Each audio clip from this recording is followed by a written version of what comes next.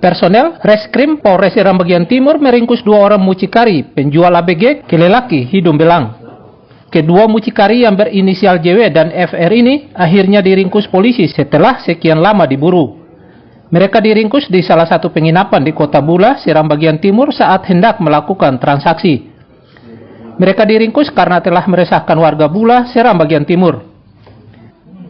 Lakukan transaksi dan hubungan dan ditemukan oleh anggota. Kemudian setelah didalami ternyata melakukan tindak pidana kesusilaan. Kini JW dan FR ditahan di Mapores Seram bagian Timur dan terancam 1 tahun penjara.